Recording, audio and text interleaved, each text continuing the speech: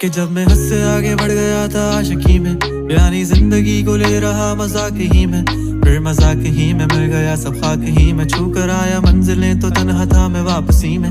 जैसे फूल तोड़े होंगे तुमने झोली भर के, मैं वो फूल जो कि रह गया था शाख ही में। जैसे ख्वाब ही में ख्वाब गाहे आंख ही में, पल से पल में क्या हुआ तुम रह गए बस याद ही में। एक सवाल मचलता है मेरे दिल में, कभी तुझे मैं भूल जाऊं या तुझे मैं याद करूं।